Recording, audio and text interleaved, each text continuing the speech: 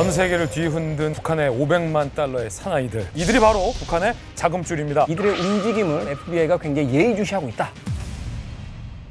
60명이 넘는 미국인의 신분을 도용했습니다. 상위 5위 안에 드는 방송국이라든지 자동차 회사라든지 취직이 됐고요. 그 결과 김정을 위해서 94억의 불법 수익을 창출해낸 거예요.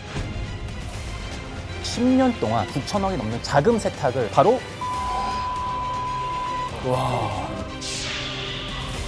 북한의 모든 무기 개발 테스트에는 반드시 필요한 원료가 90억 원어치의 석유를 직접 북한 항구 남포항까지 가서 전달하는 게 포착됐습니다. 무조건 우리가 쫓아가겠다. 처벌하겠고 그러니까 얼씬도 하지 마라. 김정은이 북한 주민들에게 무릎 꿇고 사과하는 그날 가지 않게 합니다. 이제 만나러 갑니다. 요즘 이 북한 주민들이 김정은 정권에 대놓고 반감을 표시한 일이 있었다. 네. 이런 얘기가 있다고요. 맞습니다. 제가 그래서 이 증거를 하나 가져왔는데 바로 이 종이입니다. 뭐예요? 이 종이에 여기 써 있는 거 보시면 위대한 명도자 김정일 대원수님 교시라고 적혀 있죠. 이 종이가 이게 왜 바로 준 겁니다. 이게 왜 반감? 실가한테 반감을 이거. 일으키는 거죠? 이 종이가 어디서 발견됐냐? 바로 오물풍선에서. 오물풍선에서. 말도 안 돼. 더 구겨지고 똥 묻어야 돼. 함께 들어있었다는 거죠.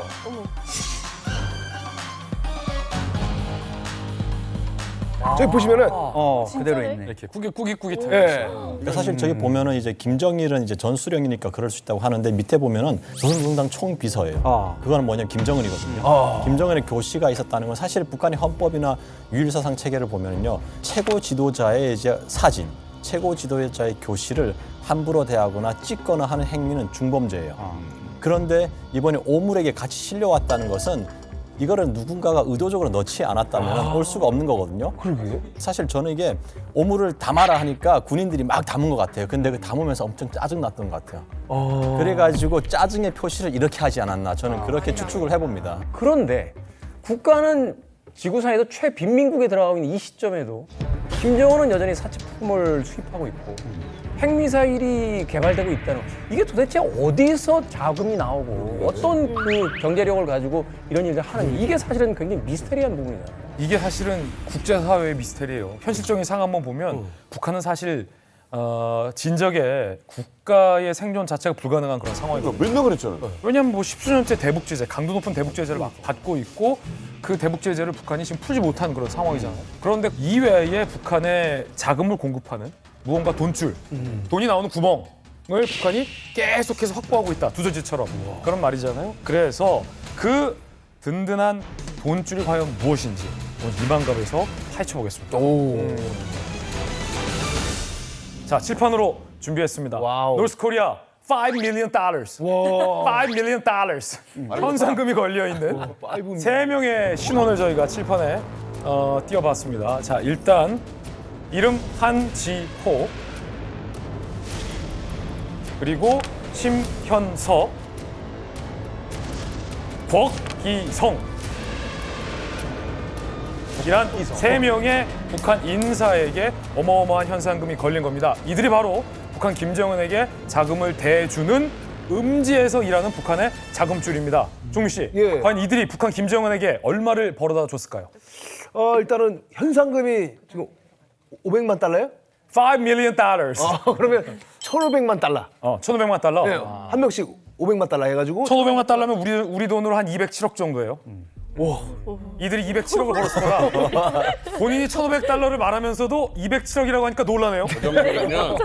자, 세상에 드러난 액수만 이들이 북한 김정은에게 벌어다 준 돈이 무려 최소 500억. 500억 원입니다. 드러난 것만 500억이고 사실 우리 정보당국은 이들이 벌어들인 돈이 이거보다 훨씬 더 많을 것을 보고 있습니다. 몇 천억은 됐다. 문제는 이들뿐만 있겠냐라는 거죠. 그렇죠. 자, 현재는 이들 세 명에게 현상금이 걸렸어요. 한 사람당 무려 $5 million. 엄청난 500만 불의 현상금이 걸려 있습니다. 500만 불이 걸렸다는 건 그러면 그 현상금을 건 주체가 우리나라가 아니란 이야기네요. 그렇죠. 달러니까. 미국이에요. 미국이 국제사회에 현상금을 걸었는데 환율을 계산하면 우리 돈으로 한 69억씩. 69억씩. 그러니까 한 명만 잡아도 인생 역전할 수 있는 거예요. 셋을 잡으면 여러분들 인생 대박 나는 거예요. 지금 북한에 있습니까? 자주 찾으러 가게요? 자, 근데 미국이라는 사회가 어떤 사회입니까? 미국이 못 잡았어요. 그렇죠. 그렇기 때문에 국제사회 현상금은 내 건거겠죠. 자, 그렇다면 이들이 어떤 수법을 통해서 도대체 김정은에게 500억을 벌어다 줬을까? 오늘 이만갑에서 차차 얘기할 텐데 힌트를 저희가 준비했습니다. 한 명은 노트북, 한 명은 뱅크, 은행, 또 다른 한 명은 크루즈. 밴드? 크루즈. 자, 과연 이들이 어떤 방법으로 어떤 수법으로 김정은에게 음지에서 돈을 벌어다 줬는지 그 수법 FBI에서 추적 중인 이들 3명의 범죄 행태부터 이들이 지금 어디에 있는지 오늘 이만갑에서 샅샅이 파헤치고 잡아보겠습니다. 종민 씨, 잡을 수 있죠? 좋다. 오늘 시청자 여러분 그 분위기를 보자면 오늘 이제 만나러 갑니다. 여러분이 150억 원을 벌 수 있는 기회. 모릅니다. 게임만 하는 우리 아들이 이런 범인을 잡을지도. 네, 끝까지 지켜봐 주시죠. 자, 어쨌든 그래도 방법은 있어야겠죠. 그리고 또 왜 어떤 이유에서 이런 현상금이 걸리게 됐는지 이제 제대로 된 이야기를 한번 나눠보도록 하겠습니다. 자, 오늘 특별한 분을 이만갑에 모셨습니다. 진짜 FBI 정보 분석관 출신인 분을 이 자리에 모셨습니다. 이름도 멋있어요. 헌터리 씨 오셨습니다. 어서.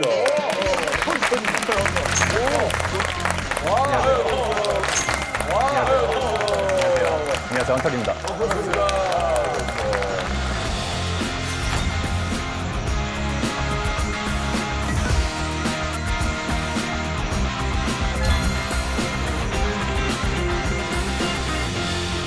네, 안녕하세요. 지난 15년간 미국 FBI 국가안보 분석관으로 활동했었고 2022년부터는 주한 미국 대사관에서 외교관으로 활동하고 있는 헌터리입니다. 반갑습니다. 헌터리라는 건 그 닉네임인가요? 이름에 대해서 질문을 많이 받긴 하는데요. 원래 그게 제 본명이고 여권에 있는 제 헌터 리가 풀 네임이고 심지어 뭐 한자까지 물어보시면 법헌자의 8표자입니다. 헌터? 네, 헌터 리가 제 본명이라서 아니 어떻게 이럴 수가 있었죠? 잡는다. 아니 뭐 우리 성크림 교수님도 아시겠지만 헌터라는 이름은 미국에서 자주 쓰는 이름이기 때문에 약간 갑돌이 분위기죠. 벌새 뭐 이런 거. 써니도 이상하죠. 펑킴도 이상해. 이름이 써니 뭐야 써니. 세련되잖아 왜. 제가 뭐 한국에 와서 제 이름에 대해서 이렇게 이슈가 된 거는 처음이라서 너무 감사하게 생각하고 있어요. 그러니까 아니 이름을 헌터로 하니까 멋있지. 수배 이런 이름 이상하잖아. 너무 아닌데. 아니 사실 FBI 하면은 드라마나 영화 이런 데서만 보다가 실물을 처음 봤거든요. FBI를. 아니 근데 정보 분석관을 하셨다고 하는데 그럼 어떤 걸 하는 거예요?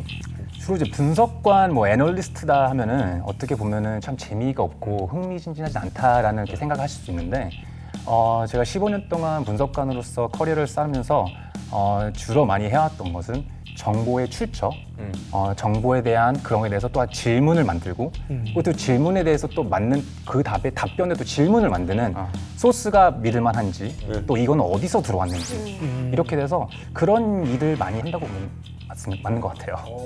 제가 최대한 열심히 하겠지만 제가 한국말을 아직도 배우는 중이라서 제가 모르는 단어 있으면은 가끔씩 제가 영어가 있는데 제가 알기로는 우리 썬킴 교수님이 제 대학교 선배님이시거든요. 남가주대 나오셨네. 네, USC 나왔습니다. USC 파이팅. 네, 저 사람은 제대로 졸업한 데가 없어. 졸업했다니까요 진짜. 저는 또 개인적으로 좀 궁금한 게 이 어떻게 보면 이제 분석하는 일만 15년을 하셨잖아요. 네네. 뭐 혹시 직업병 같은 게 없나요, 이렇게? 사람들 만날 때가? 있을 수 있지. 올해 직업 疾病보다는 약간 습관 몇 개 있기는데 봉 하나하나도 약간 조금 더 깊게 물어보려고 그러고 여기에 출처를 되게 궁금하게 해요. 네, 그래서 친구들끼리 얘기하면은 뭐 이 사람이 저한테 이렇게 얘기해주면은 너 그 얘기 어디서 들었어? 소스가 어디? 네, 그렇게 물어보게 돼요. 그러니까 의심을 하는 건 아닌데 이상하게 이게 한마디로 전달을 받았잖아요. 그럼 제가 이 친구가 여기 있는 제 친구도 아마 누구한테 전달받았을 확률이 높아요. 그렇죠. 그런 거 아시겠지만 정보는 정보가 통해서 이렇게 돌아오면은 그 정보의 정확성은 흐려져요. 그렇죠. 네, 근데 그래서 출처를 묻는다는 건 되게 상대방으로서는 좀 기분 나쁠 수도 있는데 친구들이 이게 왜냐면 상대방에게 너 그거 진짜 맞아? 이런 뉘앙스거든요. 약간. 그래서 뭐 친구니까 좀 말을 돌리면서 그래서 뭐 어떻게 알았냐 뭐 이렇게 물어볼 수는 있지만 그래도 친구가 나 누구 친구가 통해서 들었다. 그럼 거기서부터 약간 느껴졌구나라고 생각했어요. 자, 좋습니다. 오늘 헌터리님과 함께 우리가 쫓는 북한의 현상 수배범들의 현상금이 왜 이렇게 각각 500만 달러가 붙었는가? 이렇게 액수가 왜 큰가? 영화 암살에 그 조승우 씨가 연기했던 인물이 있어요.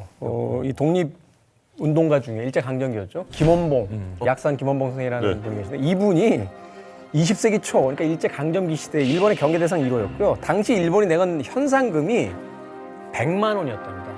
그 당시 돈으로. 근데 현재 가치로 환산을 하면 한 320억에서 360억 정도 됩니다. 네. 근데 지금 현상금 얘기가 나온 김에 그러면 이때까지 걸린 현상금 가운데서 역대 현상금은 누구에게 걸렸을까요? 정답. 오바마. 아니, 오바마 아니야. 오사마. 같은 오씨는 맞아요. 오사마 빈 라덴 맞습니다. 얼마 걸렸을까요? 오사마 빈 라덴한테? $10,000? 1,000만 달러 한 좀 더 쓰시죠. 자, 1,000만 받고 또. 100만이면 100억 1,000만 받고. 1,500 받고 또. 2,000만. 2,000만 받고 또. 뭐 2배, 4천만. 4,000만 또. 4,000 받고 또. 또. 더 넘는다고? 1조? 500억. 5천만 달러가 역대 최고의 현상금이었는데 이게 우리 현 시세로 691억 원이거든요. 인생 역전이에요. 진짜 거의 700억이잖아요. 와, 그럴만 하죠. 이 오사마 빈 라덴은 사실은 미국인들에게는 정말 그 지울 수 없는 트라우마를 그렇죠.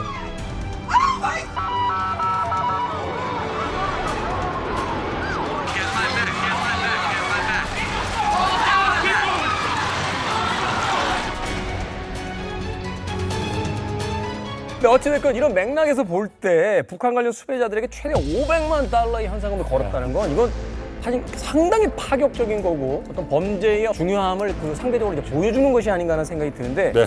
FBI가 그만큼 강력하게 잡고 싶다 하는 어떤 의지를 보여줬다 이렇게 볼 수 있겠죠. 근데 최근에 북한의 불법 외화벌이범들 중에서 특히나 IT 계열 종사자들 이들의 움직임을 특별히 또 FBI가 굉장히 예의주시하고 있다 네. 하는 또 이야기가 되지 않을까 하는 생각이 듭니다. 오죽하면 미국이 이 북한 사이버 범죄와의 전쟁을 선포했을까 궁금합니다. 500만 달러의 사나이들 도대체 무슨 일을 하고 왜 이 사람들에게 미국은 현상금을 걸었을까? 지금부터 살펴봅니다.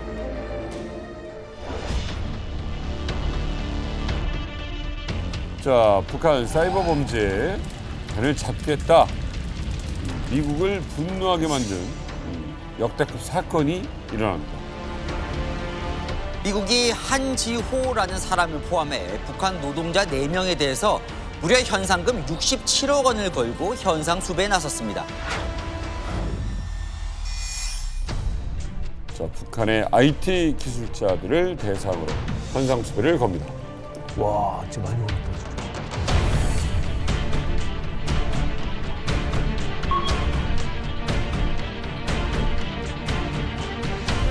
야, 300곳이 넘는 미국 기업에 위장 취업을 했다고요? 야, 대단하네요. 미국인? 이들은 미국인 60여 명의 신분을 도용해 IT 기업의 개발자 등으로 위장 취업했습니다.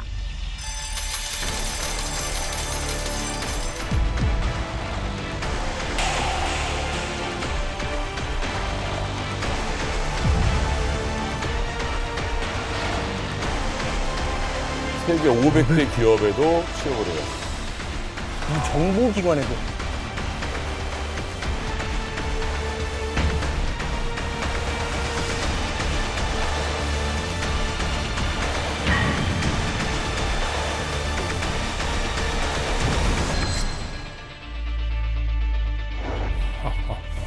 자, 전 세계를 뒤흔든 북한의 500만 달러의 사나이들, 그중에 첫 번째가 방금 보신 바로 한지호입니다. FBI가 원하는 사람이에요. 500만 달러, 이름 한지호. 공범들 이름도 지금 나와 있는데 진춘지, 쉬하오란, 쫑화. 북한 사람들인데 이 가명을 보면 알겠지만 다 신원을 특정할 수 없는 인물입니다. 한지호 정도만 미국 FBI가 특정을 했고 사진을 공개했고 공범 3명에 대해서는 신원이나 이름조차도 아직 특정하지 못한 그런 상황입니다. 이들 일당이 미국 기업을 상대로 위장 취업 등의 범죄를 벌여왔다라는 내용이고요. 기소장을 보면 FBI가 기소한 내용을 보면 이들은 고도로 숙련된 북한의 IT 전문가로 기재가 돼 있습니다. 자, 이들의 혐의는 위장 취업과 자금 세탁입니다. 보시면 한지호, 진춘지, 쉬하오란, 중화라는 가명을 사용하는 북한 IT 노동자들이 미국하고 유엔 제재를 위반해서 미국의 기업에 위장 취업을 한 건데 무려 2020년 10월부터 작년 10월까지 3년간 60명이 넘는 미국인의 신분을 도용했습니다. 그리고 300개의 미국 회사에 채용이 돼요. 그리고 소프트웨어 등을 개발해줘요. 그리고 월급을 따박따박 받아요. 그 결과 이들이 얼마나 벌었냐? 미국 IT 기업에서 680만 달러, 680만 달러. 김정을 위해서 94억의 불법 수익을 창출해낸 거예요. 여기서 흥미로운 건 이들이 이 일을 했냐 안 했냐? 했다는 거예요. 열심히 했다는 거예요. 잘했다는 거예요. 300개월. 그러니까 계속 지금 위장 취업이네 그냥. 위장 취업을 한 거죠. 그러니까 북한 사람을 미국 회사가 채용을 할 수 없어요. 세컨더리 보이콧 때문에. 그렇기 때문에 미국의 다른 사람 신원을 도용해서 미국의 다른 사람인 척 가상으로 회의도 참여하고 온라인으로 의견도 개진하고 소프트웨어도 개발해서 납품해주고.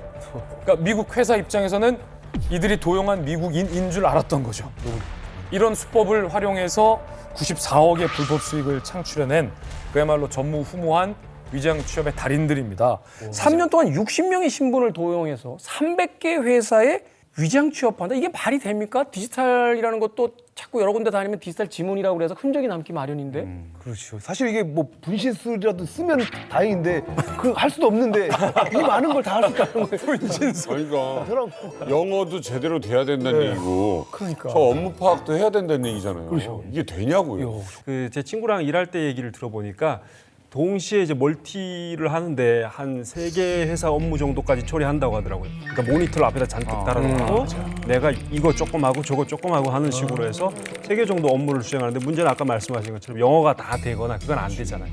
그러니까 취업은 소수의 인원이 취업을 해주고 걔네가 다니면서 오디션만 계속 보는 애들이 있고 그 아이들이 일단 오더를 받기 시작하면 하청을 하는구나. 하청을 하는 거죠. 근데 뒤에 애들이 또 이제 밤을 새서 또 일을 해서 얘를 또 일 잘하는 애로 만들어주는 거죠. 이런 식으로 아마 굴러가는 게 아닐까라고 생각을 합니다.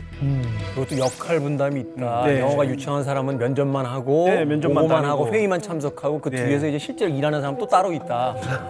장혁같이 정말 북한에서 최고의 이 공부를 한 친구들, IT 기술자들이 그렇다고 무슨 뭐 어디 구멍가게나 햄버거 오더하는 데서 일하지는 않았을 거 아니에요.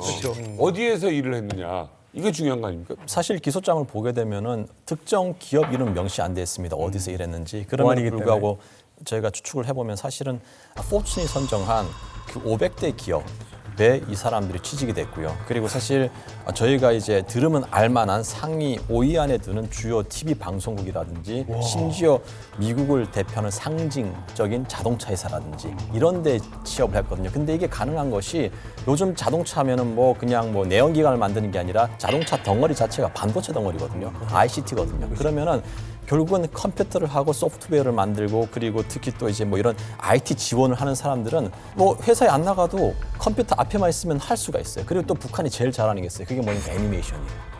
저희 뽀로로 아시죠? 북한하고 같이 한 거예요, 그거. 그래요? 네.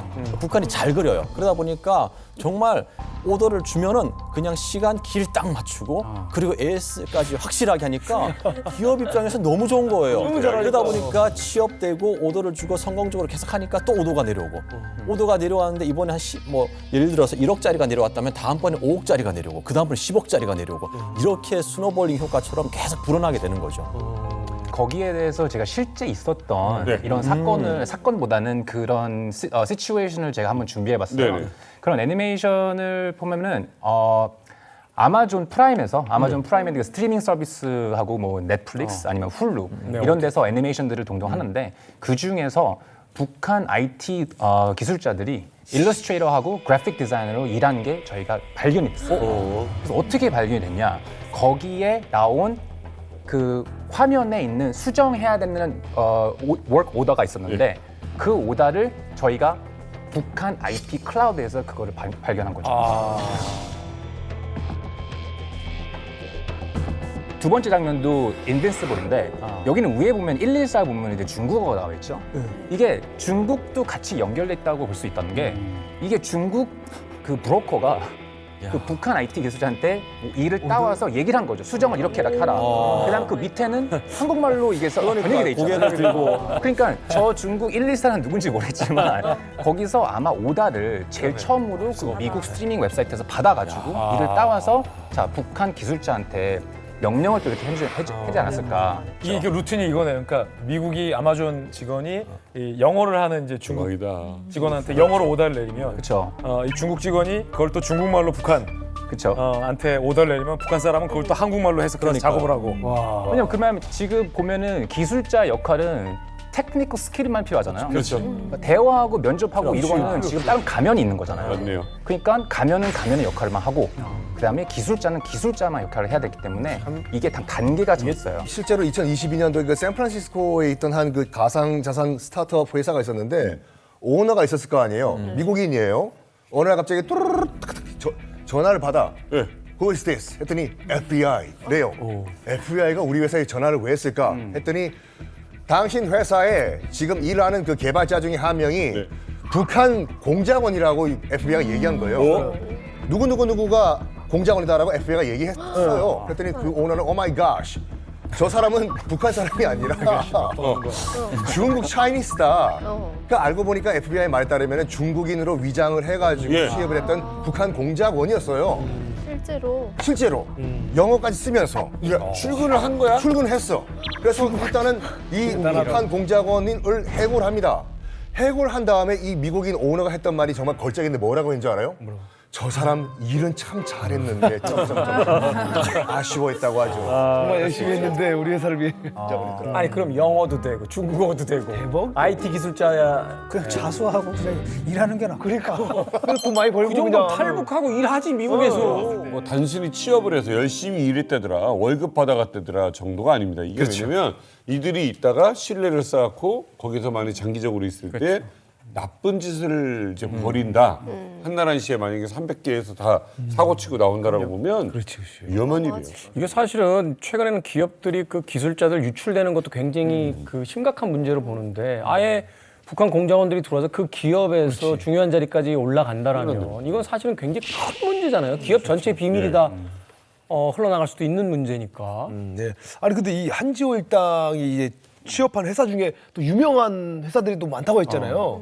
아니 근데 그런 회사들이 취업 절차가 이게 좀 허술한 편인가요? 그렇게 뭐 허술했다라기보다는 대개 보면 이제 재택근무 시키는 거잖아요. 그러니까 아웃소싱 해주는 것이기 때문에 또 코로나 기간이어서 팬데믹 기간이고 대면을 또 안 하잖아요. 그렇기 때문에 이제 뚫고 들어갈 수가 있었던 거죠. 북한 쪽에서 굉장히 치밀하게 이제 뚫고 들어갔는데 어떻게 하는 거냐면은 일단은 미국 사람 신분을 사는 거예요.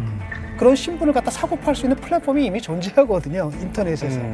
그래서 거기서 딱 신분 하나 사게 되면은 그걸 가지고 뭐 들어가서 그것만 통과하게 되면 계속 일만 하면 되는 거거든요. 아까 TV 화면에 보시듯이 이런 주민등록증들이 많이 있잖아요. 그런 걸 다 사서 회사 입장에서 보기에는 이게 정확한 오피셜 계정이다 이거죠. 미국 사람이고 여기 주소 살아있고. 프리랜서 같은 웹사이트는 정말 이 프리랜서 재택근무를 할 수 있는 자기 서비스를 마케팅하는 이런 웹사이트 플랫폼이에요. 그래서 여기에다가 자기를 마케팅을 하는 거죠.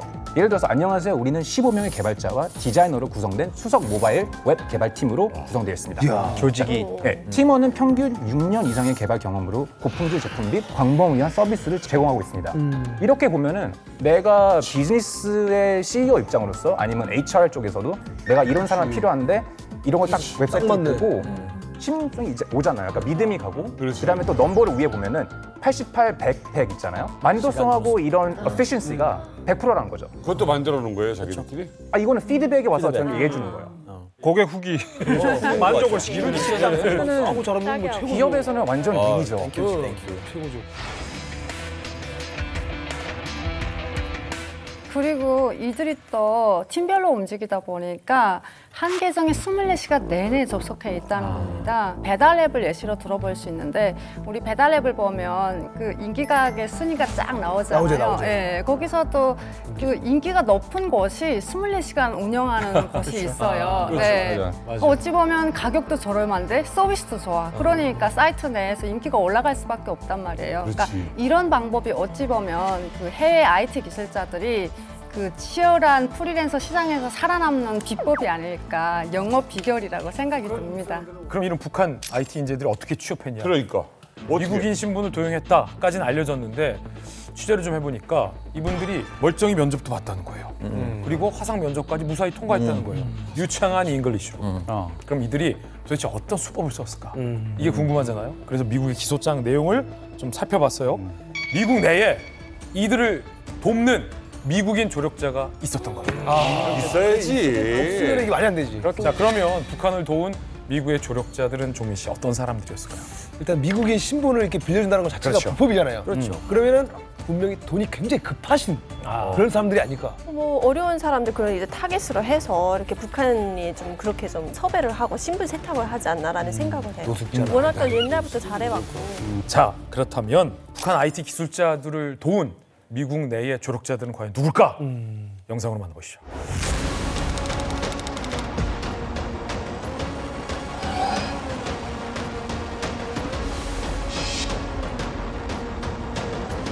지난 2020년부터 이들을 도운 혐의로 미국 국적의 체프먼도 체포됐습니다. 여자야? 자, 미국인 여성이 기소가 됐습니다.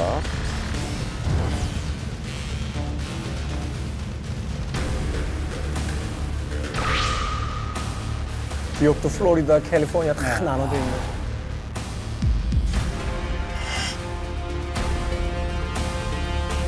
송금마저 도왔다. 와, 이거 완전 플레이죠.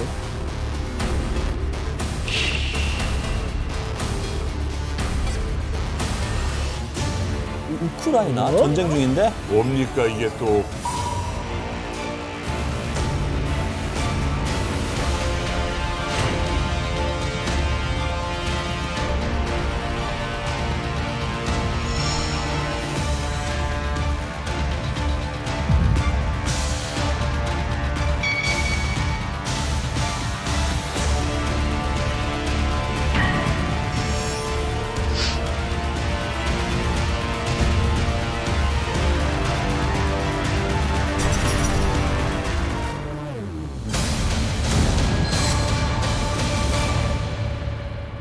영화. 그러니까 이제 정리해 보자면 미국 현지 책이 있었고 외부에 이제 해외 책이 있었던 거죠. 두 명의 조력자, 올렉산드르 디텐코, 취업을 연결시켜주는 이 IT 쪽에서는 업워크셀이라는 이런 것들을 만들어 가지고 크리스티나 체프먼이라는 미국 국적, 소셜 시큐리티 넘버가 있는 그런 증명서를 북한 사람들이 취득할 수 있도록 재택근무를 할 때 어떤 신원 같은 거를 숨기면서 일을 할 수 있게. 그러니까 이 두 사람이 한지호를 도왔기 때문에 이런 일들이 가능했던 거예요. 이 보도된 바에 따르면 북한 사람을 도운 이 체프먼하고 디텐코 다 5월에 이제 각각 애리조나주하고 폴란드에서 이제 체포가 됐죠. 예, 야 이걸 잡은 것도 신기하고. 유죄가 인정되면 우리랑은 달리 이제 누적되는 형량이잖아요. 그래서 체프먼 같은 경우에는 97년, 디텐코는 67년, 사실상 이제 종신형을 받게 그렇죠. 중범죄자이고. 이 조력자가 지금 2명이 있다고 이야기를 해주셨는데 이 조력자들이 과연 그러면 자신들이 도운 사람들이 북한 IT 기술자인 거를 인지했느냐? 그러니까 그렇지 않느냐? 지젠코라는 사람이 브로커잖아요. 그러니까 이쪽에서 삼쪽에서 뭐냐, 미국 국내에서 신분 세탁을 해줄 사람이 필요한 거예요. 체프맨과 같은 사람. 또 다른 한편으로는 뭐냐, 그 도용된 신분을 일할 사람들이 필요한 거죠. 지젠코 이 사람이 이제 체포가 됐거든요. 압수수색 당했을 거 아닙니까? 그래서 문자가 나왔는데 그 사람들한테 뭐라 그러냐면 북한의 IT 노동자들이 신분 도용을 위해 많은 돈을 낼 의향이 있다고 한다라고 얘기를 한 거예요. 그러니까 이 사람도 신분 도용을 해달라. 대신 대가는 엄청 세다. 이렇게 문자를 보낸 기록이 있겠고 또 다른 한편으로는 뭐냐면 다른 고객은 아마 일자리를 찾는 고객이었나 봐요. 네. 그 사람한테 물어봐요. 그러니까 당신의 노동자들이 지금 중국에 있나요? 아니면 북한에 있나요? 이렇게 물어봤다라는 겁니다. 그리고 또 이제 또 서로 매개하는 과정 속에서 어떤 고객 같은 경우에는 좀 일하는 노동자들이 사실은 북한 노동자들일 수도 있다라는 말을 듣고 놀라더라 자백을 했다고 합니다. 그러니까 사실 이 사람들은 알고 있었다는 얘기죠. 그리고 다 이 두 명이 여기 조력자 역할에서 되게 키 포인트하게 되게 중요한 역할을 한 게 있어요. 나는 미국에 안 있고 미국에서 일하려면은 위장을 해야 되잖아요. 그럼 미국에서 보여야 되잖아. 미국에 있다는 거를. 그렇지. 이 사람들이 그 회사의 네트워크에 같이 연결된 노트북을 호스트하는 노트북 농장을 운영하고 있었어요. 노트북 농장 무슨 말이야? 나 그러니까 랩탑 팜이라고 그러는데 이 회사도 이 사람이 미국에 있다는 걸 확인을 해야 되니까 이거를 보면은 미국에 있다는 게 인증이 된다는 거죠. 미국 현지에서 접속한 것처럼 보이죠. 그렇죠. 그러니까 한마디로 미러 포인트인데 여기는 뭐 중국에 있던 러시아에 있던 어쨌든 미국이 없어요. 근데 나는 만약에 조력자로서 내가 이거를 호스트를 해주는 거죠. 그렇죠. 중개탑을 만든 거예요. 그렇죠. 예를 들어 코로나 때 게임 업체든지 이런 IT 업체에서 재택근무를 한다. 그럼 자기 노트북으로 회사에 접속하는 게 아니라 회사에서 받은 보안 프로그램이 다 설치된 노트북으로 접속하는 거예요. 실제로 미국에다가 노트북 공장을 차려두고 실제 회사에 접속하는 건 이 공장에 있는 노트북으로 접속을 하고 그 다음에 이 노트북에 접속하는 건 북한 친구들이 중국에서 접속을 하고 중국에서 접속하지만 이 노트북을 경유지를 삼아서 가기 때문에 저쪽 회사에서는 실제로 저 뒤에 중국이 있다는 걸 알 수가 없죠. 이게 왜 가능했냐면 코로나 때요. IT 회사들이 이제 취직을 하게 되면은 두 가지가 있어요. 첫 번째 좋은 회사들은 회사에서 프로그램을 다 설치해가지고 그 집 주소로 워크 노트북을 보내줘요. 그럼 그걸 갖고 가는 거죠. 두 번째는 취직되면은 노트북을 하나 사라 그러고 돈 당연히 주고 거기에다가 자기들이 보안 프로그램을 깔게 해요. 그 미국에 있는 현지인이 그 노트북을 자기 집 주소로 다 받아가지고 그걸로 아마 운영을 한 것 같아요. 그러니까 그래서 아마 이게 가능하지 않았나 이 메커니즘이. 세다. 그 일감을 따놓은 후에는 체프맨 같은 경우에는 자기 집 주소로 자기가 다 랩탑을 받았죠. 그러니까.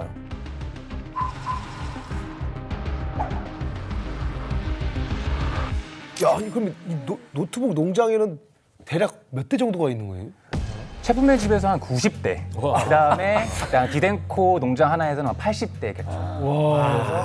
노트북 농장 랩탑 팜에서 노트북 90대 운영했으면은 사료비가 많이 들었겠네요. 항상 뭐 배터리 플러그 한가구 전기세 많이 나왔겠죠. 그렇죠. 아니 근데 사실 그 되게 중요할 수 있는 게 수사 당국에서 왜 수사할 때 그렇죠. 그런 것도 전기 보잖아요. 계량기. 전력량 보면서 여기 이렇게 전기가 많이 쓸 일이 없는데 하면서 이제 그렇지. 추적하는 경우들도 그렇죠. 그 질문이었어요, 제 질문. 근데 그 정도 전기, 예를 들어서 이 마약 할 때는 마약 그런 대마 플랜트를 집에서나 이렇게 하면은 전기세가 상당히 많이 올라요. 그래서 그걸로 바로 추적할 수 있어요. 근데 아마 그 정도만의 에너지는 랩탑에서는 아마 거의 뭐 인터넷 사용에 대한 어떤 양이라든지 이런 건 분명히 체크가 되겠죠. 분명히. 왜냐면 정보량이 엄청나게 나가야 되니까.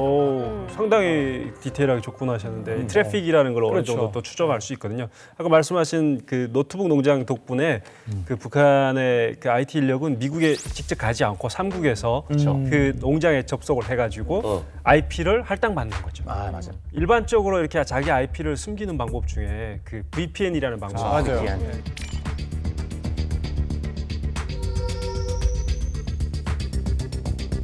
VPS나 뭐 프록시 이런 방법들도 추가적으로 있는데 이런 방법들의 공통적인 목적은 이 사람이 미국에서 일하는 것처럼 보여주겠다는 거죠. 네. 서버를 그쪽 서버를 통해서 우회만 하면 되기 때문에 필리핀이든 미국 어디든 영국이든 두기만 하면 그럼 이 사람들이 북한에 있을 수도 있는 거예요. 그쪽을 통해서 그쪽 컴퓨터를 통해서 나올 뿐이지 그 컴퓨터까지 가는 건 누가 어떻게 가는지 모르거든요. 이 일반인들이 저 VPN, 유료 VPN을 가끔 쓰는 이유가 뭐냐면 OTT 중에서 그러니까 같은 회사인데 우리나라에 있는 데서는 그 컨텐츠로 안 올라와 있는 영상들이 있어요. 근데 일본 OTT나 뭐 말하자면 말레이시아 OTT는 그게 올라와 있거든요. 그럼 VPN으로 경유해서 거기서 그 정보를 취득하는 경우가 있거든요.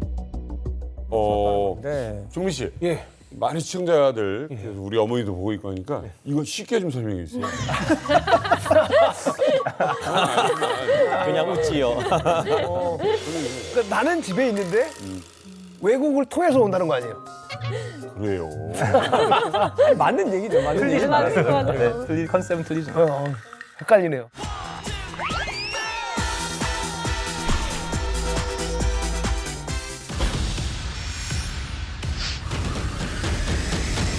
그렇다면 여기 또 하나의 역할이 필요하잖아요. 앞서 이야기한 것처럼 이제 면접도 해야 되고요. 화상이라고 하더라도 또 그리고 회사라는 것이 이제 중간중간에 뭐 미팅이라든지 또 말하자면 회의가 또 진행이 되게 되는데 그러면 그 역할을 할 또 배우가 있어야 되잖아요. 체프맨하고 디덴커가 체포되기 그 작년에는 정말 말씀하시는 그런 미국 메릴랜드주에서 그런 사건이 있었어요. 네, 베트남계 미국인 민푸어퐁이라는 사람이 그 말씀하신 얼굴의 역할을 했었던 거죠. 패스포트하고 메릴랜드 드라이버스 라이선스가 있죠.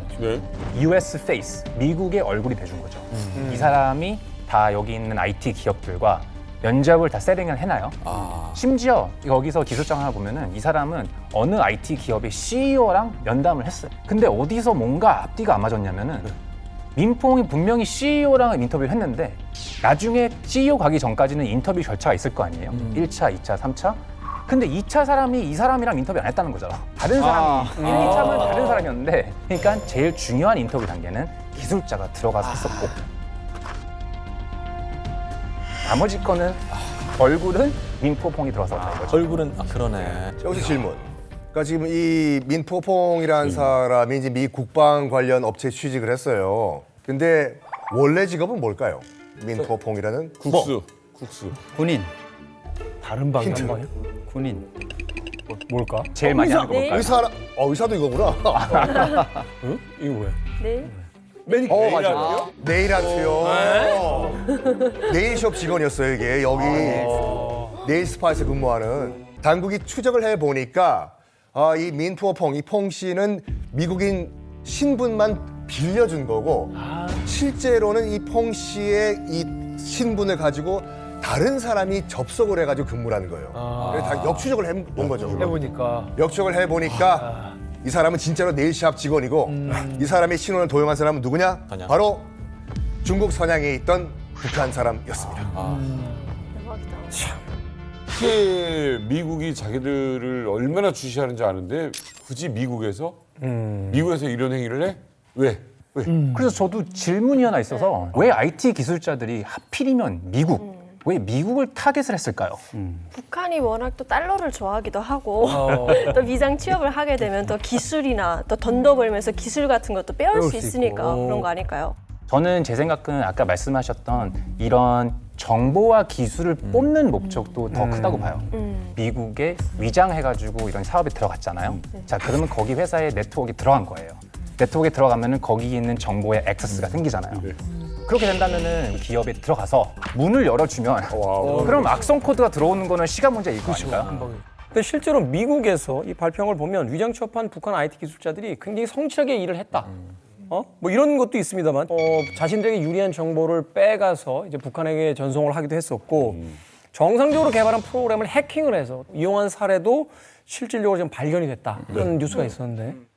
사실 미국 같은 경우에는 되게 IT로 큰 시장이잖아요. 그리고 빨리 변하고 그러다 보니까 미국이 이 시장을 주도하고 있고 여기에 이제 하청을 받아가지고 뭐 애니메이션 이미지를 만든다든지 그 이미지에 바이러스를 넣어가지고 그 회사를 보냈다 그러면은 사실은 그 회사 네트워크에 접속이 되고 그 네트워크가 다운되잖아요. 그러면 그 회사는 그 네트워크를 복구를 해야 돼요. 그러면 거기 100억이 들잖아요. 그러면은 이 사람들 슬쩍 접근해가지고 야 우리 그거 풀어줄 테니까 50억만 줘. 맞아요. 그게 랜섬웨어죠. 랜섬웨어를 그렇게 주는 거예요. 그런 방식도 있고요. 그리고 사실 여기서 가장 중요한 건 아까 IT 노동자들이 하루에 몇 시간 잔다 그랬어요. 2시간, 3시간 자거든요. 30대, 40대 저는 못해요.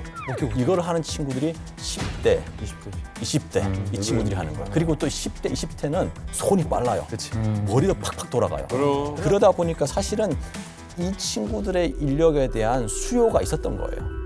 북한 사람들은 혹시 노동시간 가지고 막 이렇게 막 항의하거나 그러진 않아요? 잘하고 그러죠. 그러니까 기본적으로 이제 계약을 하러 나갈 때는 국가가 8시간 동안에 어떤 중국과의 계약을 해요. 그 다음 시간은 자기들이 아르바이트 하는 거예요. 그 시간 동안에 무슨 아까 프리랜서 그 사이트 들어가서 일감을 따든가 뭐 어떤 애 말로는 맨날 미국 대학생의 숙제만 전문해줬다 뭐 이런 얘기도 있던데. 알바네 알바. 그러니까 북한에 송금할 거 이 업무는 다 하고 갈 시간이 생기면 알바하는 거예요. 알바 찾아가지고 그거 하는 거죠. 미국 대학생 거 숙제도 해주고 이건 내 돈이고. 네, 그건 내 돈이죠. 그러니까 사이드 잡. 좀 자라 제발. 그런데 안 자는 거죠. 왜냐하면 자면 빈손으로 들어가야 되니까. 그치, 또 돈 벌어야 되니까. 아니 하루에 아까 또 2시간 정도 2시간 3시간 잔다고 했는데 아니 매일 그렇게 하면 너무 힘들 것 같은데 도대체 한 달에 얼마를 벌길래 이렇게 제가 듣기로는 이게 사람의 능력에 따라 차이가 나는데 못 버는 사람은 아예 못 벌 수도 있고 많이 버는 사람의 경우에는 한 달에 10만 불, 1억 4천만 정도로. 한 달에요? 네. 한 달에 10만 달러 버는 기술자들의 경우에는 웹 개발이라든지 소프트웨어 개발 같은 고연봉직을 몇 개씩 갖고 있었다고 하더라고요. 그때 이들이 한 해에 벌어들이는 수익은 연 30만 불, 4억 원 정도 되고요. 이 금액이 얼마나 큰 거냐면 해외에 나와 있는 북한 노동자들을 기준으로 봤을 때 10배보다 더 많은 숫자라고 합니다.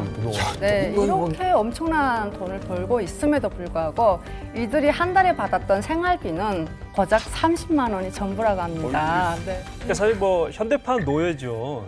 근데 사실 저도 북에 있을 때 제가 외국에 나가면 그렇게 벌 줄 알았어요.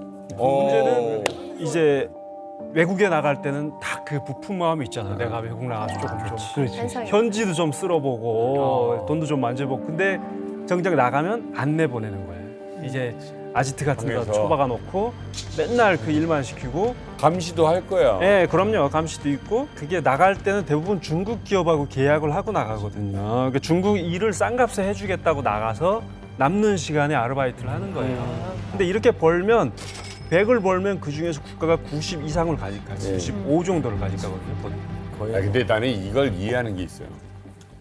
북한에서 농장이나 이런 데서 일해봤자 내 돈 아니잖아요. 네. 내 돈 아닌데 식당에서 일하는 사람들 해외 노동자들 보니까 거의 다 뺏기고 뭐 말도 안 되는 돈 받더라고요. 저는 이제 해외 식당에서 이제 일할 때 보면은 뭐 거의 뭐 24시간 중에 한 16시간 정도 일을 하게 되면 한 달 월급이 다 똑같았어요. 뭐 한 달에 뭐 137달러 정도면 그때 당시 뭐 한 16만 원 정도 한 달에. 16만 원 버는 거였잖아요. 근데 뭐 물론 거기서 또 1등, 2등, 3등을 나눠서 또 보너스를 줘요. 근데 저는 당연히 1등만 해서 또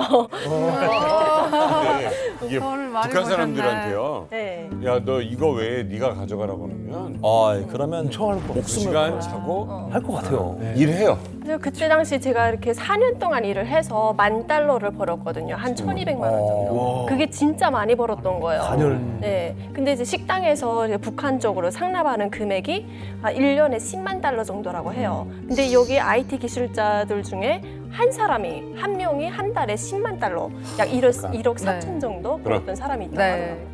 그러니까 결국 한지호 같은 이 젊은 IT 기술자들의 노동력을 착취한 결과 이 3년간 북한으로 흘러간 돈이요 무려 94억 원. 그러니까 이게 사실은 국가 차원에서 볼 때 그렇게 큰 돈이 아니라 볼 수도 있겠습니다만 이 노동자들의 착취를 통해서 이 돈이 만들어졌다면 이건 정말 어마어마한 금액이거든요. 네. 문제는 이런 IT 기술자들이 전 세계 곳곳에 숙소를 잡고 은밀하게 불법 자금을 이제 벌고 있다는 건데 과연 이 돈이 어떻게 북한으로 들어가느냐. 그러니까 취업을 해서 돈을 버는 것까지는 뭐 지금까지 우리가 이제 설명을 들었습니다만 돈을 벌었으면 이거 북한으로 송금을 해야 되는데 이게 쉽지 않잖아요, 사실은. 근데 저는 개인적으로 그 한지호의 일당과 같은 그런 IT 기술자들과 그다음에 아까 잠깐 말씀드렸던 이런 해커, 라자러스 그룹들은 해외에서는 불법 이런 가상화폐를 받아들이잖아요. 심지어 작년에는 이런 제대한 큰 가상화폐로 알려진 바이낸스라는 가상화폐가 있는데 미국이 제재한 그런 인물들과 거래를 했었던 증거도 있었고 북한이랑 거래를 하면 안 되는 이런 방지, 이런 규칙을 안 세웠기 때문에 5조 5천억이라는 이런 금액을 벌금으로 낸 적도 살아있습니다. 5조 5천억이요? 5조 5천억이요. 벌금이 그 정도면 거래액은 엄청났다는 얘기 아니에요? 그만큼 북한의 자금 세탁은 정말 생각보다 많은 곳에서 여러 규모, 정말 사이즈가 어마어마한 큰 사이즈로 해외에서 계속 지금 자금을 제너레이트하고 있다는 거죠.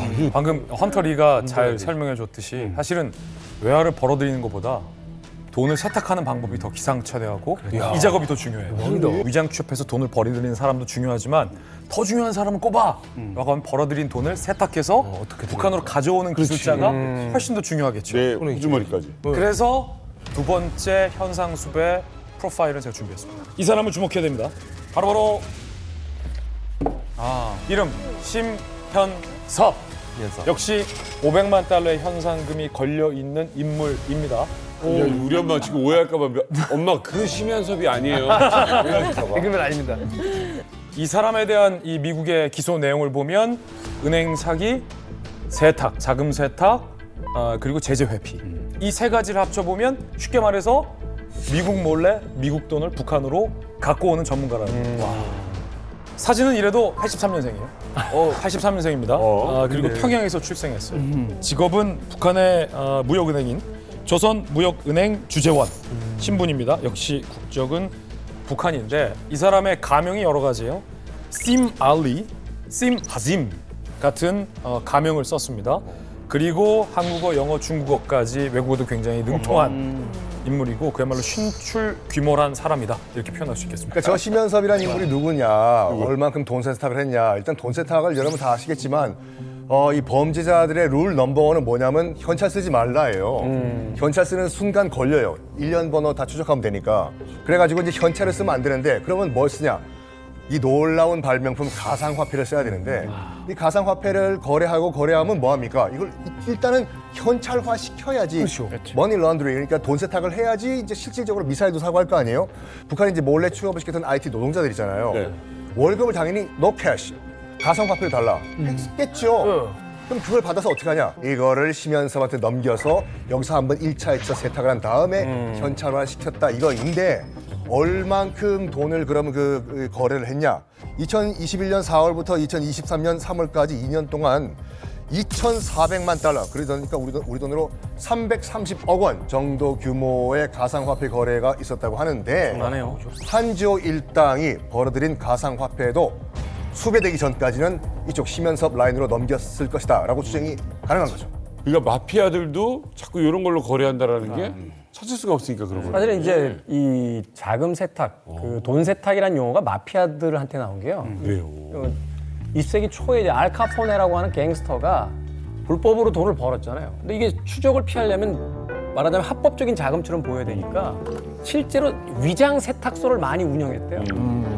그래서 세탁소에 일감이 별로 없는데도 불구하고 아유 이번 달에는 세탁소에서 한 10억 벌었어요 하고 신고를 해버리고 자기 불법 자금을 세탁소에서 번 것처럼 해버리면 이게 공식적인 합법 자금이 되니까 그래서 그때부터 돈 세탁이라는 용어가 이제 등장했다 뭐 그런 이야기도 있습니다. 이 보수를 이게 달러가 아닌 이 암호화폐로 판다는 게 가능한 건지도 좀 궁금하고 아니 그게 자금 세탁 때문에 일부러 그런 건가요? 그렇죠. 이제 IT 기술자들은 이 자금 세탁을 고려해서 일부러 처음에 취업을 할 때 나는 페이를 가능하면은 나는 저기 비트코인이나 이런 가상화폐를 받고 싶다. 네. 이렇게 얘기를 했죠. 그런 걸 받아야지 심현섭 같은 인물로 그 가상화폐를 써서 그거를 세탁을 할 수 있기 때문에 예. 자금 조달표를 보시면은 노동자가 있잖아요. 노동자가 이제 그러면 이제 브로커들한테 연락을 해가지고 신분증을 위조해가지고 자기가 이제 이득을 받아요. 아까 말한 바이낸스나 아니면 가상화폐 계좌로 위장한 신분으로 돈을 받을 수 있잖아요. 이 의뢰자한테 같이 계좌를 공유해가지고 이 사람이 이거를 세탁을 하는 거죠. 그러니까 한 명이 다 할 수는 없어요. 아까 말씀드린 것처럼 기술자, 가면, 인터뷰하는 사람, 그리고 또 신문 세탁하는 사람, 가상화폐 세탁하는 사람 다들 역할이 있기 때문에 그럼 진짜 못 찾게 되는구나. 엄청 컴플렉스한 이런 오퍼레이션이죠. 하지만 이거에 대해서 미국이 가상화폐를 추적하는 건 또 되게 좀 강한 국가잖아요. 그러니까. 그래서 그렇기 때문에 이제는 그런 기업들이 많이 못 주게 제재를 당했죠.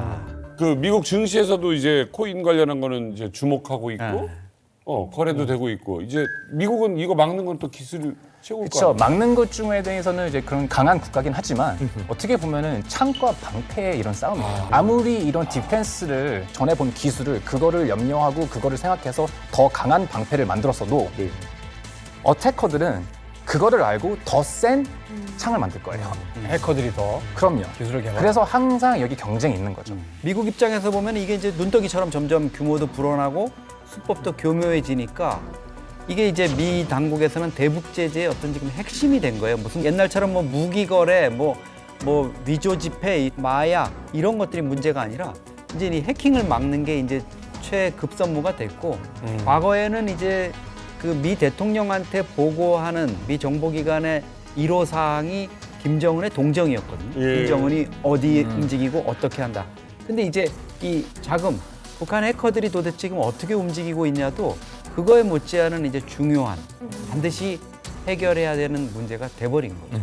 근데 지금까지 이야기를 듣고 나면 영화에서 보여주는 소위 이제 공작원의 이제 이미지보다는 마치 헐리우드 영화의 스파이들처럼 정말 신출기물하다라는 그 표현이 맞는 것 같거든요. 근데 지금 심연섭은 실존 인물이잖아요. 이 실존 인물이라면 이게 단지 북한에서만 교육을 받고 우수한 인재라고 해서 이런 일들이 가능할까? 이거 현지 사정에도 밝아야 되고. 그렇죠. 사실은 현지에서 불법적인 일을 하는 사람들에 대한 커넥션이 다 있어요. 연결고리를 다 가지고 있어야 되는 건데 어떤 인물이기 때문에 이런 게 가능할까요? 그러니까 그게 이제 중요한 인물일 것 같은 느낌이 이제 벌써 드실 거예요. 그래서 이 인물에 대해서 꽤 오래전부터 이제 한미 정보 당국이 추적을 해온 인물이기 때문에 북에서 외화벌이를 하시다 오셨거나 싱가포르에서 뭐 장성택 자금을 만졌다 뭐 이런 분들한테 물어봤어요. 근데 전혀 모르는 인물이에요. 그럼 이 인물은 그 조직에서 기존에 키워진 인물이 아니라 별도로 이제 튀어나온 인물인데 적어도 이 정도를 하려면 적어도 영어에 아주 융통해야 되고 그다음에 그쪽의 문화도 어느 정도 알아야 되고 이러면 아버지가 외교관이거나 특수신분이라서 북한 체제를 벗어나서 어렸을 때부터 외국에서 공부를 했거나 이런 인물이고 또 하나 주목되는 건 심연섭이가 83년 11월생이지 않습니까? 네. 근데 김정은이가 84년 1월생이에요. 거의 비슷한 나이 또래이고 이 정도 역할을 하려면 김정은과 거의 알 수 있는 이런 위치를 해야 되기 때문에 혹시나 뭐 김정은이 과거 형 정철이하고 같이 어울렸다던 봉화조 그러니까 북한 특권층의 2, 3세대 그 봉화조의 적어도 멤버로서 친구 사이로 호흡을 같이 할 수 있을 정도의 어떤 특수계층의 자제가 아닐까 이런 생각도 좀 해봅니다. 근데 아까 박사님께서 나이가 같은 걸 상당히 주목해 주셨는데요. 일반적으로 북한에서 어떤 그 수령의 자제를 키울 때 동년배 애들로 이렇게 10명 정도를 이렇게 함께 키우는 경향이 있거든요. 그래서 그 10명은 외부 사람들은 누가 누군지 모르는 거죠. 예. 그리고 그 10명한테 다 똑같은 호칭을 다 뭐 이렇게 원수님 이런 식으로 호칭을 하는 거죠. 그래서 최고 권력자만 내 아들이다라는 걸 알고 주변 사람들은 그 10명을 다 같이 공부하고 같이 버스 시켜서 같이 밥을 먹고 그렇게 키우는 거예요. 실례로 대학까지도 같이 가는 거예요, 얘네가. 근데 이렇게 하는 목적의 첫 번째는 신변 안전의 목적도 있지만 두 번째는 얘네가 채축군이 될 수 있다는 거죠, 나중에. 그렇지. 같이 동년 시절을 보냈기 때문에. 예, 그래서 이런 용도로 키워진 사람 중에 하나가 아닐까 이런 생각도 해보고. 이거 말 되는데요? 예, 그래서 심연섭이 사실 광선은행에서 조선광선은행에서 단동지부에서 5년 정도 근무를 하다가 그 아랍에미리트 대표부에 또 건너가서 그 일을 했다고 하는데 이 정도로 지역을 옮기는 정도의 영향력이라고 하면 이건 채축군이라고밖에 볼 수가 없는 거죠. 아니 이 진짜 중국에 의해서 중동까지 정말 세계를 넘나들면서 지금 돈 세탁을 한다는 거 보면은 정말 배짱이 좀 두둑한 그런 사람이 아닌가 좀 생각이 드는데 아니 심연섭은 대체 어떤 방법으로 이 돈 세탁을 했는지 너무 궁금합니다. 네, 그래서 그 궁금증을 해결하기 위해 사이버 보안 전문가에게요, 이 북한이 해킹과 불법 외화벌이를 통해 벌어들인 수백억 대의 돈을 어떤 방법과 과정을 통해 세탁을 했는지 좀 더 자세한 설명을 들어보도록 하겠습니다.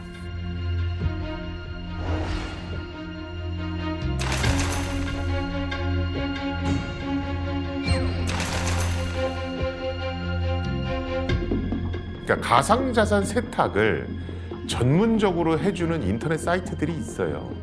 그걸 이제 기술적인 용어로는 믹서라고 불러요.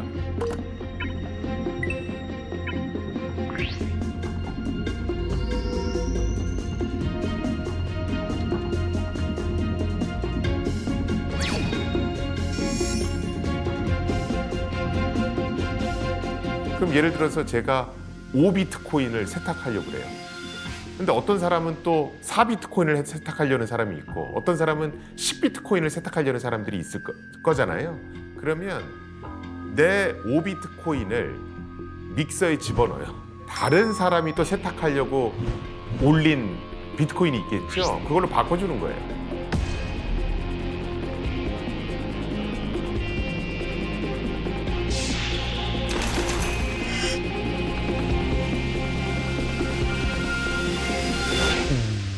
야, 세탁소 엄청나게 크다.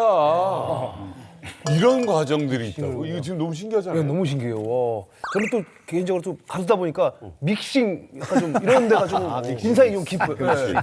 인상이 좀 깊긴 한데. 와. 아니 분석관 출신의 헌터리 씨도 어떻게 보셨나요? 북한에서 불법으로 얻은 이런 자금을 출처를 없애게 하는 게 제일 중요한 포인트죠.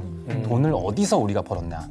그래서 이 소스, 메인 포인트 오브 오리진, 그게 없어지는 게 제일 중요하기 때문에 그래서 북한이 그 싱글 포인트, 돈을 어디서 들어왔는지 없애기 위한 방법이 하나가 믹싱이에요. 이 방송을 보고 계신 많은 분들이 저 헌터리는 도대체 뭔 소리 하는 거야? 라고 생각하실 분들도 계실 것 같아요. 그렇죠. 아주 쉽게 준비를 했습니다. 자, 가상화폐를 어떻게 섞느냐? 바로 이 과일 바구니예요.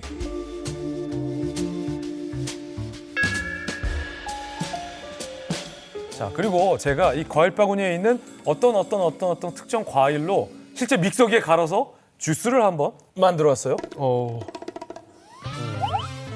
야, 느낌 온다. 야, 느낌 온다. 나 보자마자 느낌 왔어요. 야, 이거 참. 과일을 보면 포도도 있고 바나나도 있고 배도 있고 귤도 있고 오렌지, 레몬, 망고, 그렇지. 당근 뭐 많아요. 아보카도도 있고. 자, 이 중에 몇몇의 과일로 제가 직접 주스를 만들어 왔습니다. 그렇지. 자, 북한 전문가 네. 종민 씨에게 이 주스 맛을 좀 보여드릴게요. 아, 네. 과일 맞죠? 색깔이 좀. 맞아요. 이 과일 색깔이. 아, 그러네. 이게 어떤 실험이죠? 맛있어요. 자, 이걸 맛을 보시고 맞춰야 되나요? 어떤 과일로 만들었는지 맞춰보세요. 어떤 실험이냐고 하니까 이제 먹으면 죽나 사나.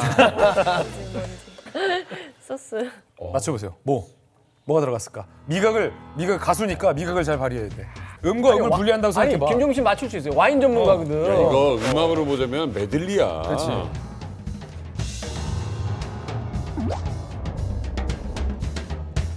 맛있습니다. 너무 많이 드시는데. 사과. 계속 드시네. 사과. 계속 드시네. 사과 들어갔습니다. 종민 씨의 선택은 사과. 또 바나나. 사과 맛밖에 안 나요. 사과 맛밖에 안 나는 것 같은데요? 정답 공개할게요. 예. 자, 정답은 사과, 당근, 레몬, 망고, 네. 바나나, 아보카도. 와. 엄청 많이 들어가죠. 그렇죠. 쉽게 말해서 겉으로 보거나 마셔보면 대충 어떤 그렇지. 과일이 들어갔는지는 알 수 있지만 정확하게 무슨 과일이 있다는 걸 알 수 없죠. 네. 특히나 그 과일이 눈에 보이지 않아요.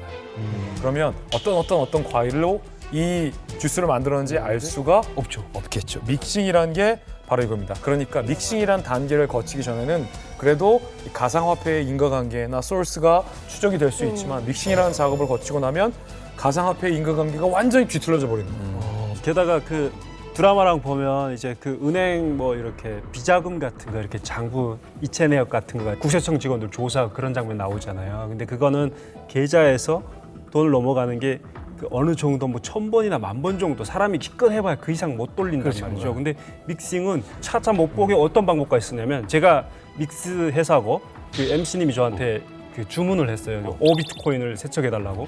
그래서 저는 저희 회사 멤버에 있는 계좌 여기 참가하신 분들이 다 계좌가 있어요. 거기에다가 돈을 이렇게 막 흩어놓는 거죠. 네. 그리고 심지어 계속 공놀이 하듯이 서로 돌리는 거지.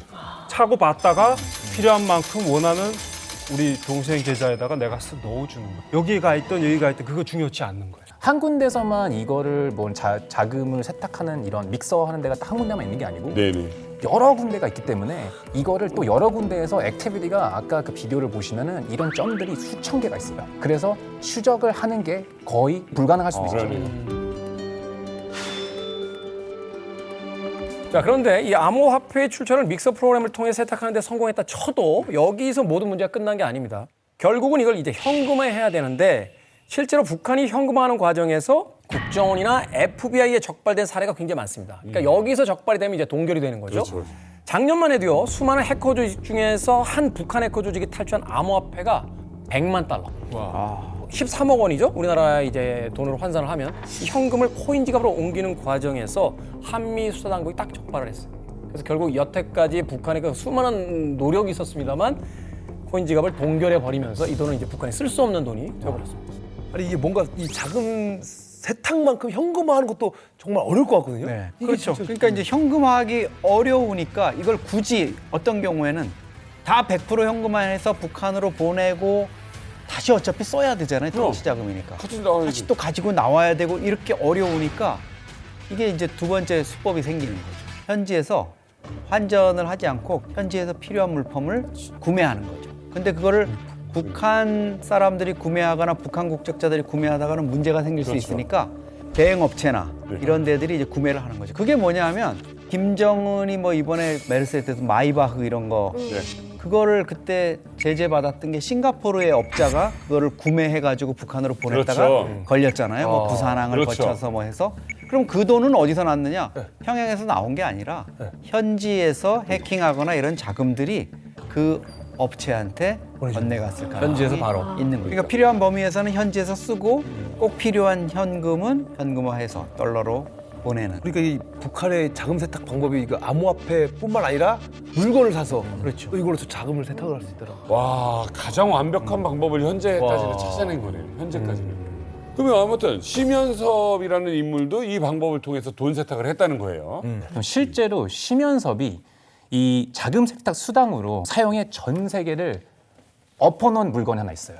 그래요? 어마어마한 물건이 하나 있어요. 물건? 제가 오늘 또 두 번째로 이만갑의 첫 출연을 위하여 제가 이 물건도 제가 준비해봤습니다. 그래서 이 물건은 바로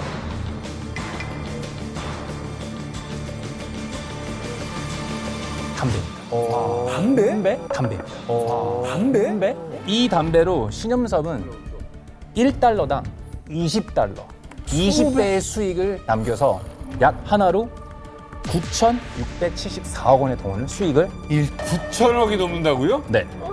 그렇게 해서 2019년까지 10년 동안 담배를 통해 9천억이 넘는 이익을 창출하는 것으로 추적됐습니다. 자, 창조 경제네. 심연섭이라는 인물이 저 담배를 가지고 돈을 어떻게 벌었냐? 아니 그러니까 말씀드릴게요. 상표까지 말씀드리면 그 브리티시 아메리칸 타바코라는 회사가 있어요. 제일 큰 회사예요. 던땡. 던땡, 말보땡을 만드는 회사예요. 실제 있는 회사로부터 심연섭이 뭘 했냐면 머리를 굉장히 잘 썼어요. 잎담배를 수입을 해요. 그 담배 권련을 만드는 그 원료를요. 이 원료 잎담배 자체는 브리티시 아메리칸 타바코제 잎담배예요. 이거 가지고 북한에서 짝퉁 던땡, 말보땡을 만들어. 말아서. 재료는 같으니까. 똑같으니까. 맞아. 그래서 짝퉁 말보땡 던땡을 만들어 가지고 이거를 뭐 동남아시아라든지 아프리카에 파는데 그냥 짝퉁이 아니에요. 간단하게 보시면 이렇게 보면 돼요. 스위스제가 아닌 허접한 부품으로 만든 짝퉁 롤렉스랑 부품은 스위스에서 직수입한 오리지널 롤렉스 부품을 갖고 와. 네네. 조립만 한국에서요. 둘 다 짝퉁이지만 급이 다른 짝퉁이잖아요. 그러니까 그 회사에서 나오지만 않았다 뿐이지 그 회사가 쓰는 재료를 그대로 가져와서 만들었다는 거예요. 브랜드를 도용하는 거죠 결국은. 이제 여기서 중요한 포인트가 뭐냐면 심연섭 개인이 이걸 만들었으면 푼돈이었을 거예요. 그렇죠. 북한 국영 담배 회사에서 짝퉁을 만들었어요. 그러니까 약간 어떻게 보면 창피한 건데 뭐냐면 한 국가가 짝퉁 담배를 만드는 나라는 북한이 거의 유일해요.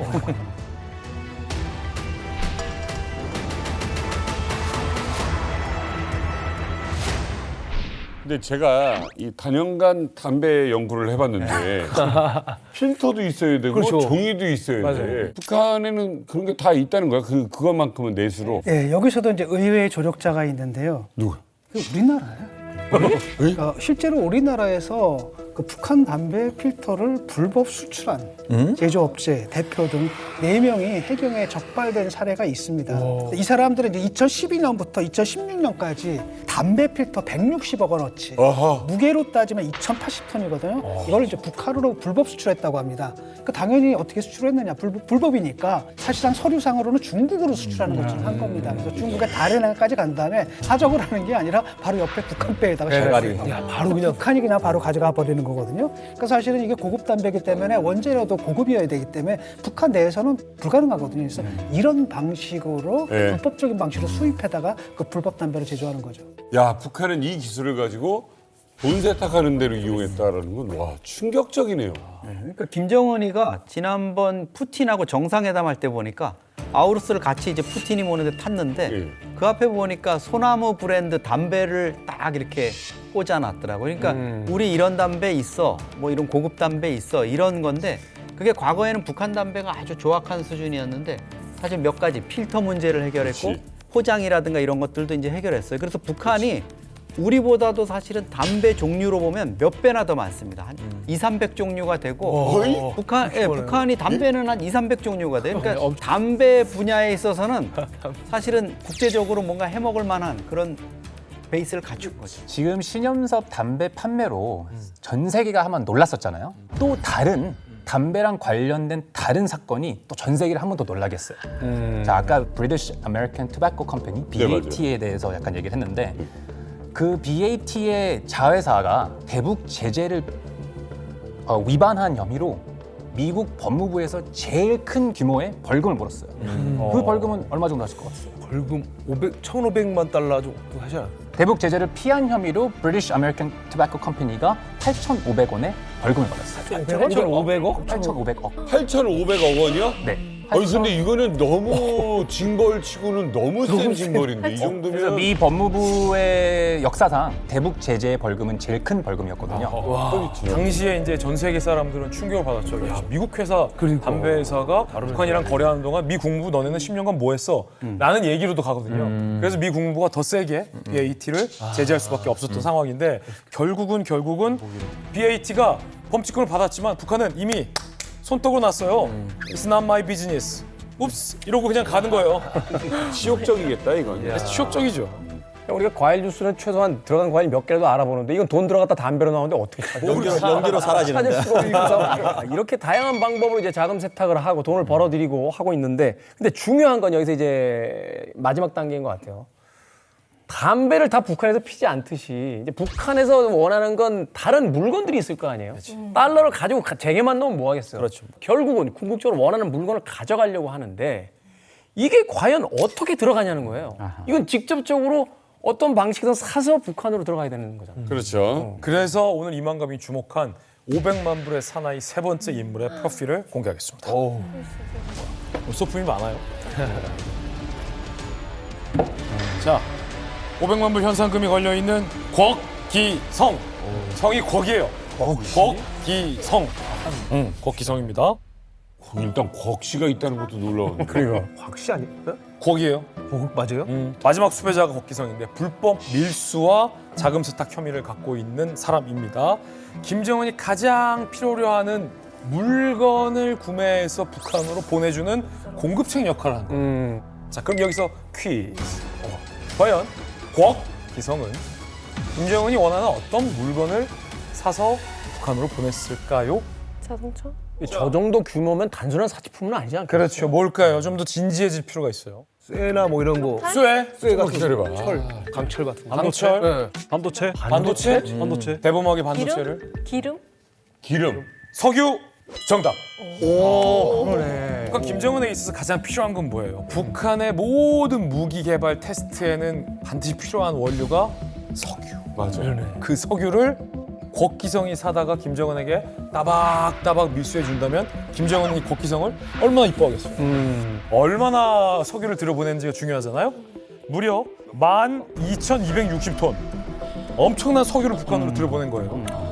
생션 속에서, 대북 제재 속에서 비용으로 환산해주면 650만 달러치의 석유를 보낸 거고 우리 돈으로 90억 원치에 이르는 어마어마한 양의 석유를 대북 제재가 어목했던 2019년 단 2달간 들어간. 2달이요? 2달간만 2달간만 들어간 양입니다. 단 2달간 그 대북 제재를 뚫고 90억 원어치의 석유를 북한에 들여보냈어요.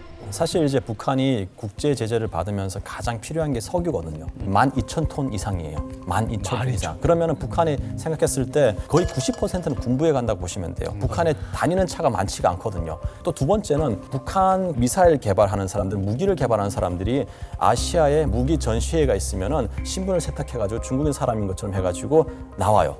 그래 필요하다 그러면은 찍고 이거 우리가 사겠다. 그러면 그런 것까지 도와줬다라고 지금 혐의가 돼 있어요. 곽기성 저 양반이 이제 그 수배가 내려진 것이 2022년 11월이에요. 2022년 10월 4일에 북한이 뭘 하냐면 중장거리 탄도미사일을 쏘아가지고 일본 상공으로 지나가게 해요, 이걸요. 도쿄 시내 출근길에서 경고음이 크게 울려 퍼집니다.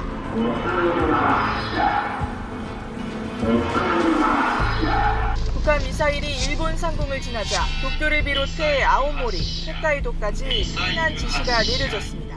이것이 이제 4,500km를 날아갔다고 하는데 북한에서 괌까지 3,400km거든요. 위협 겸 협박을 한 거예요. 여차하면은 중장거리 탄도미사일 쏘아가지고 괌 요격하겠다 이거거든요. 미 당국이 기름이 어디서 나가지고 저희가 북한이 중장거리 탄도미사일을 쐈나 역추적을 하다 보니까 그 소스가 곡기성인 거예요. 해가지고 바로 한 달 후에 바로 지명수배를 때려버립니다. 이제 좀 더 이해가 됐습니다. 아니 이게 사실 이렇게 많은 양의 석유를 전달하려면은 운송 수단이 또 그러니까 이게 안 걸릴 수가 있나요? 이게 어마어마한데 이게? 제가 오늘 방송하면서 김정민 씨의 질문을 되게 관찰하면서 봤는데 오늘 질문 되게 예리하시네요.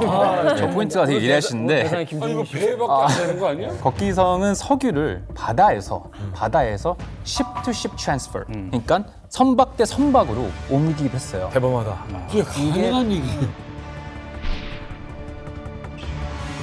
배 하나하고 배 두 개가 나란히 있죠. 여기서 ship to ship transfer, 선박과 선박에서 석유가 트랜스퍼 됐다고 추적을 했던 거죠. 바다에서? 네. 여기서도 끝이 아니고 직접 북한 항구 남포항까지 가서 석유를 전달하는 게 위성 자료에서 포착됐습니다.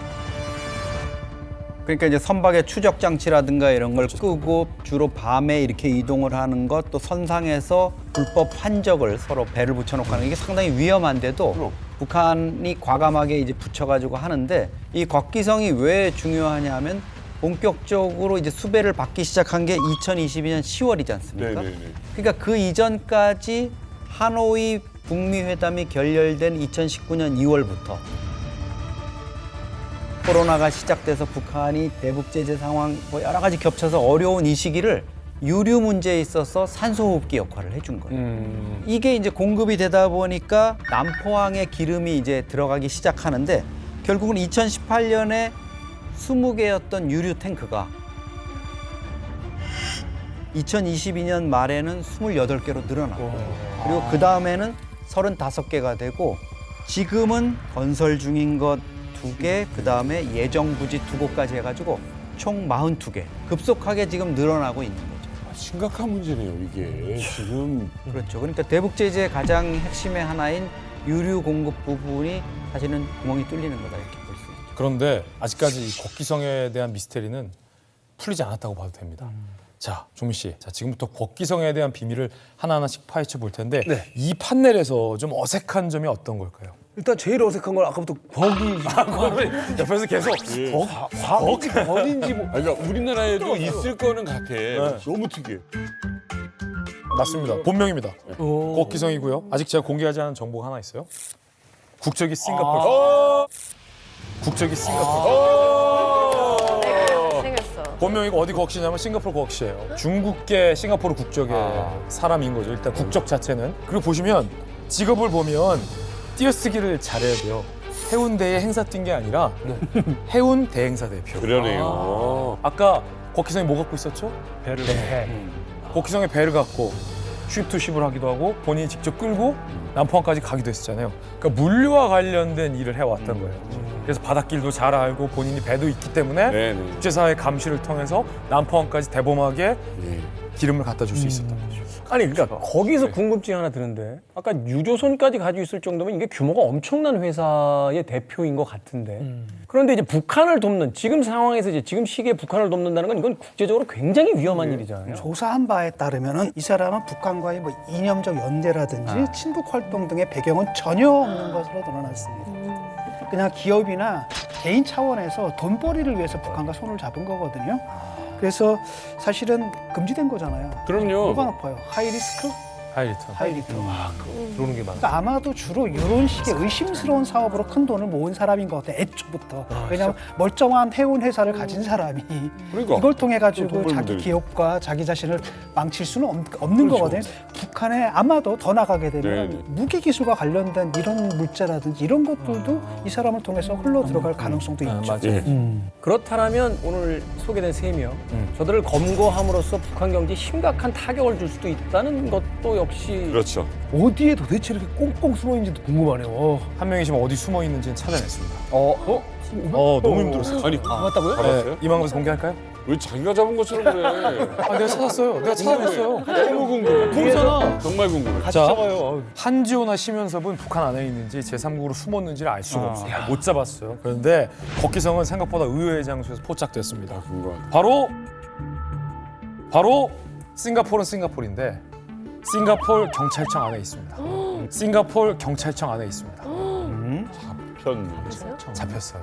그러니까 FBI가 수배를 내렸어요. 그런데 그보다 1년 전부터 싱가포르 경찰청이 이미 검거를 했고요. 여권까지 압수해서 수사 중인 사안이었어요. FBI도 알고 있었죠. 그런데 1년 뒤에 굳이 FBI가 왜 또 공개 수배를 했을까요? 이게 좀 궁금하잖아요. 이걸 현상 수배를 올린 FBI가 알겠죠. 이런 경우가 어디 있어요? 아니 잡았는데 현상금을 올려. 왜요? 제가 올리진 않았고요. 제가 분석관으로서 제 개인 입장을 말씀드리자면은 대북 제재에 미국이 메시지를 세계로 알린 거겠죠.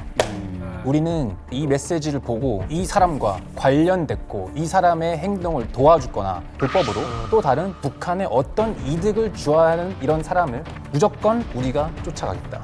세계적으로 이거를 북한에 있는 에포트를 막아야 된다는 메시지를 알리는 거죠. 저도 팔자 한번 고쳐보려고 해가지고 미 국무부 홈페이지 들어가가지고 Rewards for Justice 프로그램에 어떻게 하면 내가 현상금을 탈 수 있나 꼼꼼하게 정독을 한번 해봤어요. 어때요? 전체적으로 분위기가 이거예요. 우리가 너희 반드시 잡는다가 아니라 너 어디서 숨어있던지 간에 나오지 말고 이 사람과 관련된 사람들 너희 거래하지 마. 우리 지켜보고 있다거든요. 워닝의 개념이에요. 워닝이에요. 그나저나 싱가포르 경찰이 곽기성을 잡았다며요. 그러니까 싱가포르 경찰이 이미 잡았잖아요, 곽기성을. 근데 그 뒤에 이제 국무부가 현상금을 때린 거거든요. 그래서 실제로 싱가포르 경찰이 문의를 했어요. 돈 우리 받을 수 있냐고. 그치, 당연하지. 그렇지. 그래서 실제로 그 싱가포르 경찰이 문의를 합니다. 근데 국무부의 대변인 딱 이렇게 합니다. 다른 나라 제3국의 사법기관에는 돈 줄 수 없다. 미국. I am sorry. 그래가지고 실제로 이제 그 뭐 전원에 따르면 싱가포르 언론을 확인해 보니까 잡고 있는 싱가포르 경찰들이 상당히 뭐 마음이 안 좋았다라고 하더군요. 사실 이게 그래서 IT 기술자인 이 한지호 일당이라든가 또 자금 세탁에 관여하고 있는 뭐 심연섭이라든가 북한으로 이제 말씀하신 대로 들어가면은 잡을 방법은 없습니다. 그렇지만 뭐 이들이 이렇게 해서 북한의 대북 제재의 어떤 시그널을 강력하게 보내고 또 이제 한미가 주축이 돼가지고 끝까지 추적하는 노력을 하면은 북한이 두 손을 들 수밖에 없는 그런 상황을 이제 만들어 가야 된다 이렇게 생각합니다. 언젠가는 잡힌다라는 걸 알고 있고 미국이나 뭐 우리나라나 전 세계 정보기관에서 요지임으로 찝혔다는 거는 이미 평생 어딘가를 피해 다녀야 된다는 겁니다. 이런 분들하고 접촉도 하지 말아야 됩니다. 이런 사람들하고는.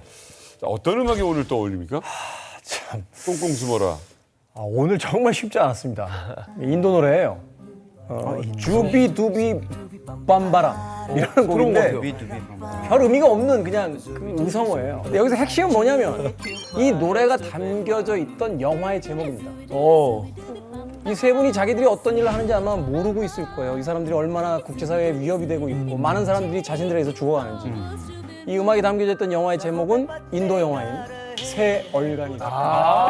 어디서 들어봤어요? 이 세 분을 위해서 선곡한 곡은 인도 노래인 주비두비 빰바라바입니다.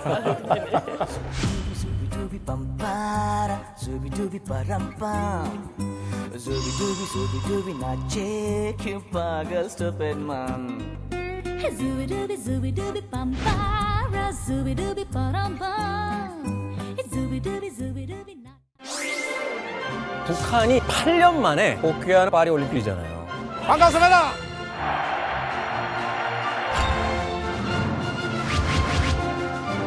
한국 남자 배구 국가대표 김유한입니다.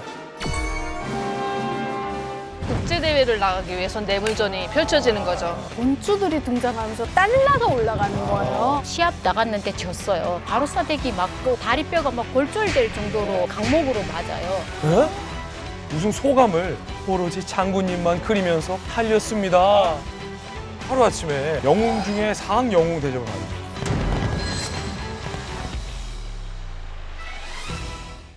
즐겨봐 너의 세상 플레이 더 넥스트 채널 A.